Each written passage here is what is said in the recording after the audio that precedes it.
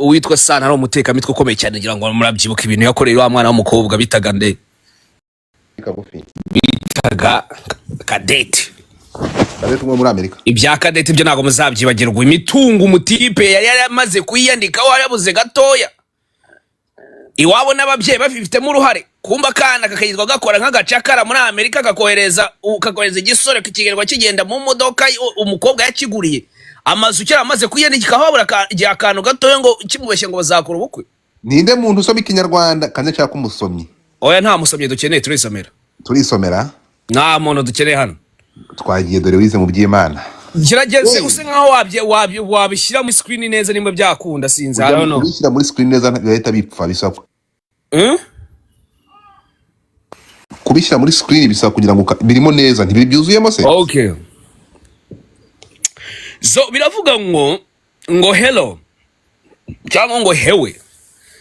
Ati ntabwo nari mperutse kukwandikira nta nubwo nkunda kwandika cyane kuri social media. Unyihanganire ngire amakuru nguha yo kwa Basano. Ubwo ngo kwa bande? Kwa Basano ntabwo. Ubwo yashatse kuvuga bande? Iwabo mu rugo. Iwabo mu rugo, mu muryango. Jambere. Ngo ndabazi cyane birenze sha. Uwo n'umuntu ugize uzuti ubazi. Fatiraho. Ngo uwo umaze kugwa izo message ngo ubwo ni za message twashyize twavugaga nyine urumva twari twavuze ho gushize.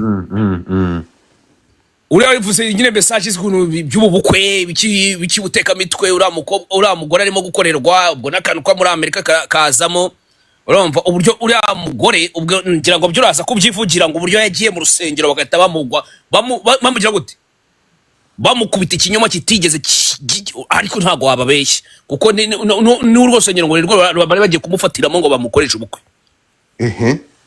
Anyway so ngo cyane ngo ndabizi cyane birenze sha ngo umaze kugwiza message oya ngo byinshi nibyo. Familie yabo yuko abande yuko Basano cyane abana baho abarereweyo cyangwa abavandimwe na Sano n'ibirara by'ibiteka mitwe.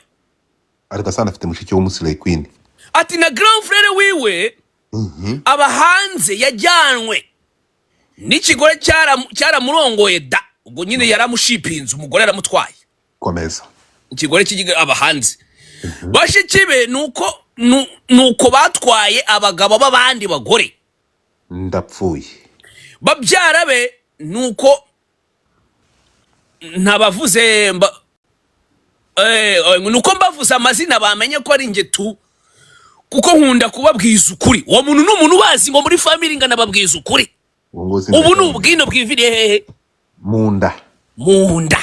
Komeza. Ati kuko nkunda kubabwiza ukuri babyara be ni inshuti. Rero uwo mugore atwaye yewe sha yamujyanye muri eglise rwa rusengero abeshyamo ngo ni umupasiteri. Ngaho aho nyina abeshya abantu ngo ni pastor. So na nyina nawe yagiye muri business nk'iy'umuhungu we babeshyira mu rusengero runaka noneho urumva urwo rusengero ibyo urumva ko barufatanyije mu makuru dufite. Uyu rusengero rero ni indaki bafatira n'umutego bafatiramo umuntu bakaza bagabateka umutwe n'uwo mugore yisanze. Nakamashu nagatrap nk'akakandi k'imbeho. Urumva so ngaho nyina beshya abantu ngo ni pastor. Erega se Wasano nawe nuko tumwita Wembosha akira ariko ndagasikiye se Wasano ngo nawe nuko umuteka mitwe bamwita Wembosha. Urumva yitwa Wembosha uri gusoma ngo Wembo ngo akira vande nta mugore wamucikaga ubwo umwana ngazura umugara nka sendagasa. Urumva ngo ni byinshi ngo nzajya nkubwira byose ngo yongojwe ubwo aravuga Sano n'abakuru be n'abana biwabo bamuhaye passe de carte we ntuze kuvuga uwo ndi we merci. Yo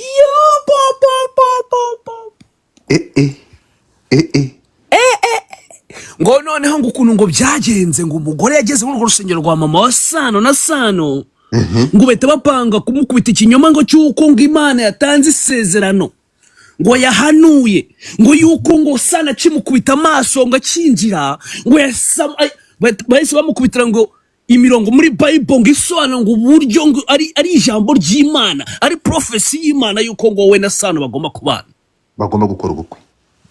ubwo bari bamaze kumenya ko umudamu aya makuru ya mudamu yifite ikintu cy'imitungo, urumva? Yego. Ngira andi makuru akora yafite we gira icyo wongeraho. Andi makuru rero, amakuru ari kongeraho nuko uyu mudamu no wazantungamo. Ntungamo. Urumva? Abatazi ntungamo ni hano kuri border ya Uganda n'u Rwanda, hafi atari utagiye kure cyane. Aya makuru akavuga ko uyu mudamu yaje mu Rwanda risikanye na Yago. Uyu mudamu ngo yisanja mu Rwanda kuko famiye ngo uyu mudamu ngo iba mu Rwanda, niko amakuru ambwira. Aje ngo famiye imujyana ajya gusengera hariya. Ubyumve neza, agiye gusengera hariya, Sano ngo yahise ngo kumufata aramuhanurira. Hari ikiganiro kuri YouTube bakoranye bataragira bakimenyana, warakibonye?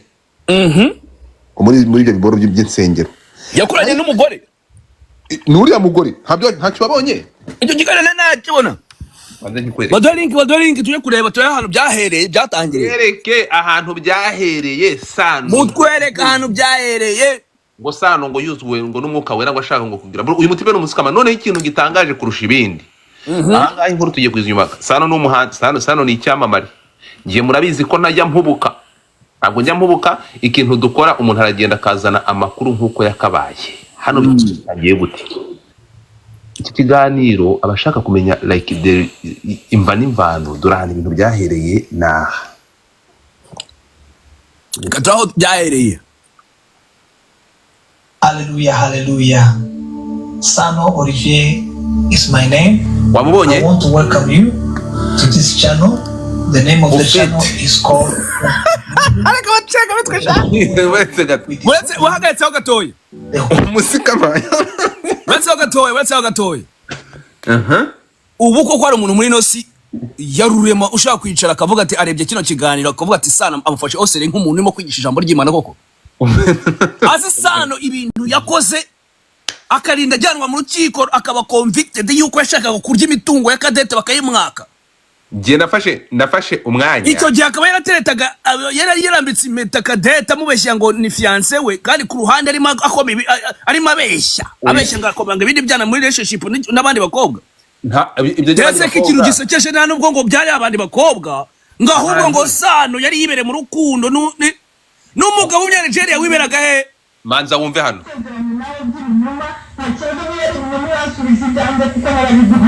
Kandi nabwo niba ari ukuri gukora divorce birange, ariko reke tumutima bingana uko ntacyo nakosa nakoze, nta kintu nagutwaye, ntaragututse, uritora gusa kuko ugeze ku cyo ushaka, ugaragaye neza mu bandi, umenyekanye nawe ubaye umusitari se muzakumara iby'ibintu by'ubuzima bw'ubwicanyi by'ibintu bidafite cumi na kabiri. Tugende gake. Dusubiye inyuma gato. Uwo muntu bashinjaga kwica ubuzima bw'undi mwana w'umukobwa no kumwiba imitungo afatanyije na nyina. Mwibuke ko na nyina yari abirimo mu rukiko. Amakuru rero kaze kubwira ukuntu ngo story yagiye. Ahubwo se abantu nk'aba kukibemererwa bagashinga. Reka ngiye kukuramburira. Kandi bazi ko ibyaha byabahamye byo gushaka kurya utwa rubanda. Dekati umva story ukuntu imeze. Iki kiganiro uko ndabizi ko Sano ari buze kucyumva. Reka tugarure ni ingiye kwanza. Reka maze ngutera story ukuntu imeze. Nukuvuga ngo byagenze gutya. Impamvu ya Sano gutandukana na Cadette mwarayimenye. Tuyibwira abantu mbere ko twinjira hano. Yivuga yishyira hanze. Hari amazi akuvomera.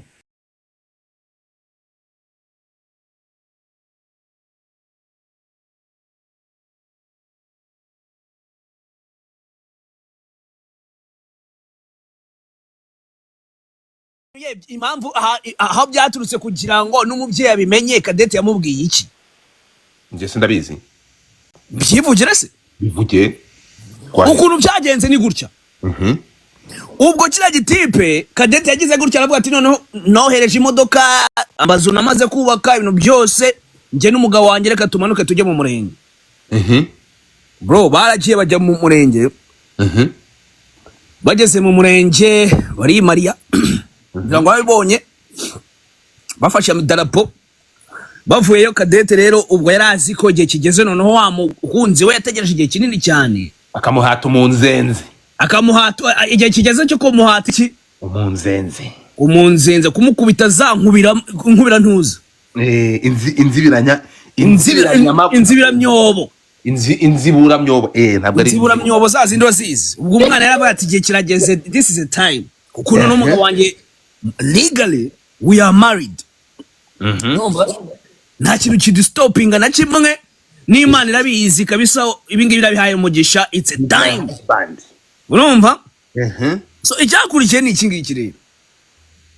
Ijoro rya mbere umusore yigeze ntibindeba ntabwo none engagada ibyo ntabwo yari yakabivuze bwa mbere yigeze nkaho atazi icyo umugore asobanuye.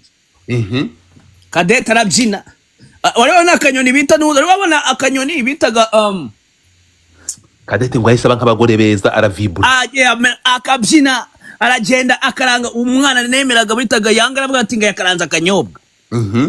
Yaragakaranze sana aramureba ati bite byawe umwana aragenda yambara utuntu turi sexy umwana aramwitegereza bita Sano. Cadette none aravuga ati wagwan nigga what none se ntabwo urimo kumbona. Sana aravuga ati ngo iki ndimo ndakubona nyine none se ntabwo uzi icyo nsobanuye kuri wowe tuvuye mu murenge ngo tuvuye nyine kumva umukoboyi ntiyashakaga ikintu na kimwe kimuhuza na Cadette sexually. Jesus, that's true. Ariko icyo gihe umukobwa yataramenya what is wrong with this nigga. Ntabwo azi ko n'umukobwa mugenzi we ntabwo azi ko nyine ntabwo azi ko arimo gukompeta n'umukobwa mugenzi we ahubwo bagakwiye kuba barimo batwekinga ari babiri urumva. Ntabwo ari kumwe n'umugabo yarazi ngo ari kumwe n'umugabo ngo urumva kumba ari kumwe n'umukobwa bagakwiye kuba bishyemo imiziki bagatwekinga bikarangira. So Cadette baramucanga ijoro rya mbere aravuga ati you never know umwana ashobora kuba urumva ashobora kuba umusore wanjye wenda atari muri mode. Bro icyo gihe nyine ntabwo babanaga mu nzu imwe ariko nyine uko bari bamaze kwimariya nk'umurenge hari occasion zagombaga guhura rimwe kabiri cyangwa se kugahura kandi uko byakugenda kose umugabo yari gupushinga icyana akagikoma tu. Umuntu ahuye bwa mbere avuye muri Amerika wari kuba bro tuvuye mu murenge n'umugore wawe nambere y'umurenge kwamukomye niyo mpamvu ikiganiro Sano yakoze yavuze ko Cadette yamusabye akamwima kuko batari bakavuye gusezerana imbere y'Imana. Niko yavuze niko yabeshye nyine yarabeshye ngo yamusabye aramwima ngo kubera ko ijambo ry'Imana. Wibuka ko umuntu ijambo ry'Imana abantu babyibuka nibibuka yuko muri iyo minsi hanagiye n'amashusho y'ubwambure bwa Sano arimo yohereza umukobwa iryo jambo ry'Imana wakandi ijambo ry'Imana mu talking niga nawe adasiramuye nta nugasiramuye by the way for your information urumva uko wabishyize hanze. So ibyo bintu nibyo byagiye hanze. So kuzana rero ubeshya ngo ijambo ry'Imana ahubwo reka dukoreshe logic tumenye neza ukuntu byagenze iraje ibindi barabeshyaga kuba kimama wa Cadette yamenye ko ngo Cadette bamwimye ahubwo ibyaje gukurikira ni ibingibi. Okaziyo ya kabiri yongeye iri presence ku isahani. Cadette aravuga ati noneho kirankoma ubwo bari basose sizana bari bagiye ngo kuri Muhazi. Igisore kigamuha kaya kikagira gute kigamuya gute udukisi n'ibiki byose urumva. Ubwo sinzi nimba amakisi yabawe yemewe mbere y'ubukwe ubwo simbize abakundana ibyo ntago bindeba. Bro umwana reka Cadette nawe yari yifitiye ubushyuhe bwinshi cyane umunyamerika yivuye muri Amerika yategereje igihe kinini cyane umukaritasi bro arongera aramudeseva bro. Noneho Cadette ngo yendaga kurira arisabira aravuga ati sheri none se ntago nkoma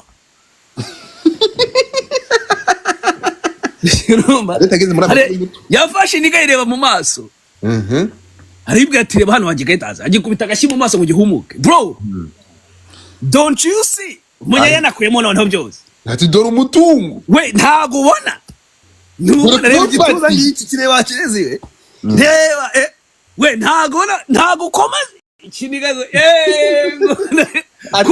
kumbi wako nasiko iki kigira z'abakobwa imporo ntago ihaguruka ntago kirimo gufiringa kirimo kirabona ari iniga ari umukobwa mugenzi wacu kiniga cyamubwira ati mva sheri ngo wabaye wihanganye ngo tukabanza tugakora ubukwe ngo ibi bintu biri against spirit holy spirit ayahera urashizana n'akantu ngo ka Bible ngo even ngo Yeremiah ngo say something about it ngo you see ngo baby it's very soon ngo ubukwe ngo ni hafi ngo cyara munaniye bro Kadete sura muri Amerika kunjo ya mbere atamuhaye atamugita reka aho gasuye muri Amerika ubwo nyine agenda kuri cya kinyoma cyiki cyuko ngo azabikora ubukwe bugiye kugira ego mbere yuko agaruka rero nibwo bya bintu byese bi breaking us story bira break by'umugabo wasana by'umutinganya muri Nigeria oya yego ibyabanje nibi ibyo ko Kadete yashanze by'umugabo ni ibyo umugabo muri Nigeria nibyo byese bi breaking Kadete itamenya ukuri kose atamenye ko bira bintu yari agaploti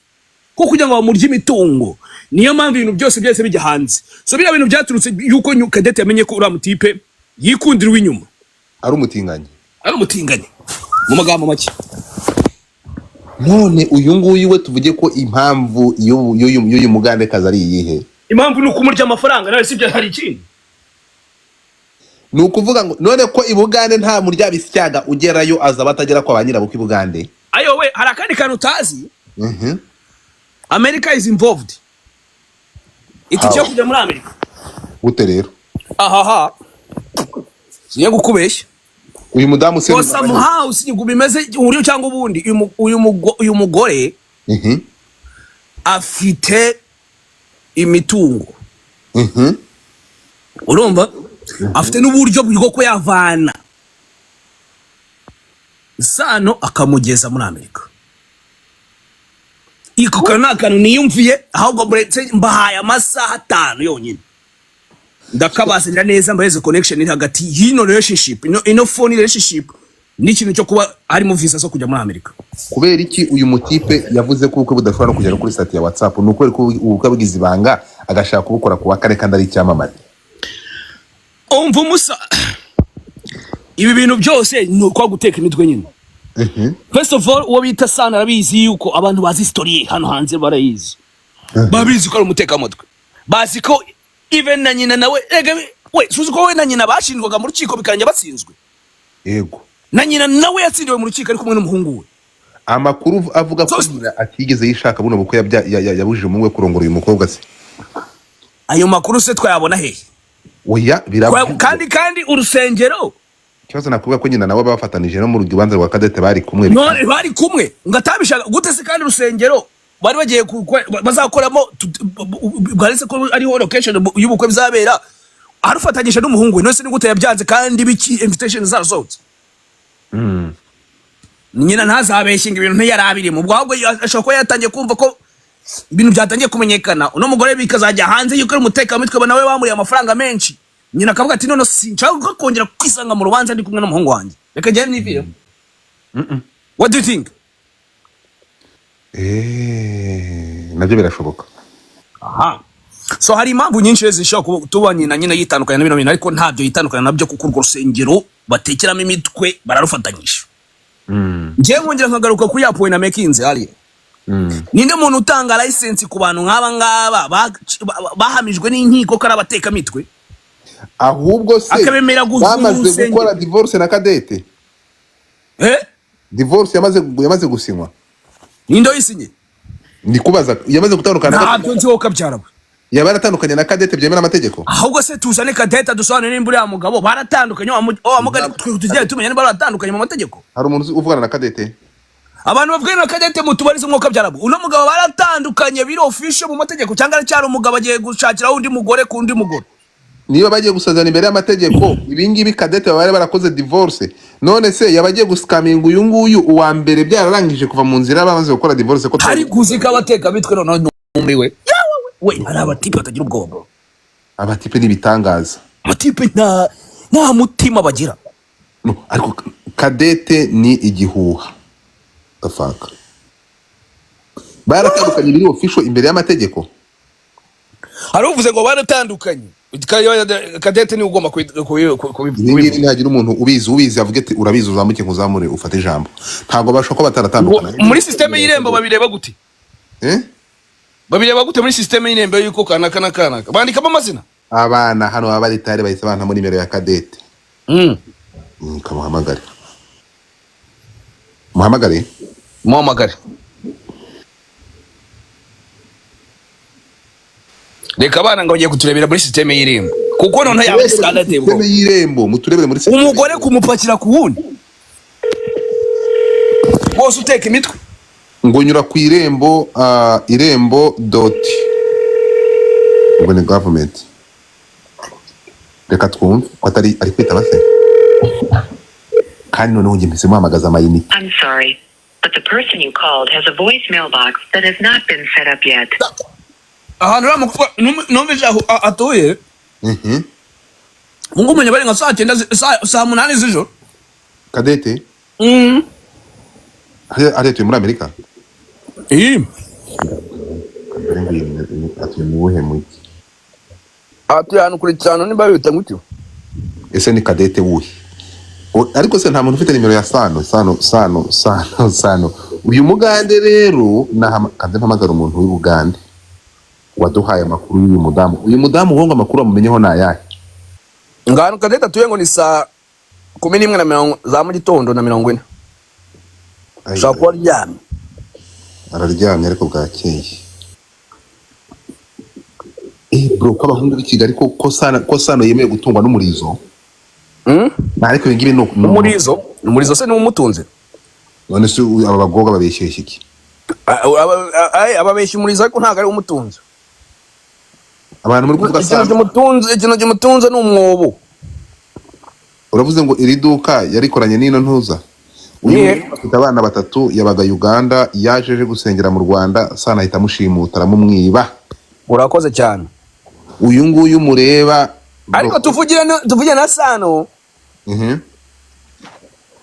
Sano ntago yatwaye umugore angamutandukanyije n'abagabo 3 n'umugabo ufite abana yego umugore ufite abana 3 ngari ku mugore nawe ngo yayitangiraga cyane buriya ariko ari namwiza sha ngo yayitangiraga ngo nimba bamwita ngo harya sinzi ko izina nimba ari Rene nimba sinzi ko naryumvisha cyoko nabizi neza urumva ngo nawe ngo urumva ngo yayitangiraga urumva abo bana 3 ntago bari umugabo umwe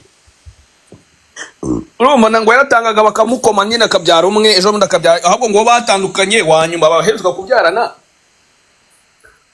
ngo niwe yavuze ati ngo niwe wanyuma ngo niwe yahuye na Sano bari kumwe, so which means umugore nawe ntashobotse udashobotse ninde umugore nawe ntashobotse urumva nawe ahubwo Sano nawe akine nubwo arimo kuzikina nawe akina ari menge kuko no mugore nawe wumvishe past ye urumva ko track records ye urumva ubadeka ikintu kiriho abantu badukurikiye hano hafi 400 ikintu bakumenya ni iki ngiki urumva ntabwo urumva Cadette nazo kuboneka urumva baracyaryamira ijoro baraza kutubwira turaza kubimenya ese yatandukanye nawe bigemewe n'amategeko niba baratandukanye byemewe n'amategeko ntari ikibazo ariko none wumva ahantu ruzingiye ariko nabyo ntibivanyeho ko umuteka mitwe ataba umuteka mitwe no ahubwo ikibazo kiriho twebwe no kurabura uyu mugore azi umuntu agiye kubana nawe ko ari umutinganyi ngewe ikintu ndimo kuvuga uno mugore Sano ni umutinganyi Sano amakuru mfite nuko muri association urumva Rudi kwa nyuma 1 to 1 urumva ndevu kwa ndevu ngo Sano yisanga mugaba muri association ninde mu ibyo cya muzabibaze abasore nimo bazi bayizirimo muzabibabaze bakubwira nakubwira ati ni gahunda uzamenye ko nyere gahunda ni ukuvuga ngo ikintu kiriho abantu bagomba kumenya urumva ikintu kiriho abantu bagomba gusobanukirwa bakakimenya nuko uyu mugore ibitubwe byo muri Amerika niba biriho uyu mugande kazi Sano agiye kumuriza amajyana ngo yitwa Irene nimba ari Irene Uwase Irene reka tumaze turebe niba tumenye niba baratandukanye na Cadette by'amategeko, ariko niba taratandukanye na Cadette mu mategeko biraza kuba ari ibindi. Anyway, tujya ngaho rero ubwo turagira ngo twibutse abantu yuko sinzi ikibuzwa tujya kubibutsa ubwo ntacyo tubibutsa. Nta kintu tubibutsa, ibyo uyu nguyu ubwo tutegereze turebe ibintu bizaba ari akasa mutwe, ibi byamamare byacu nabyo ni ibindi. Ngo ni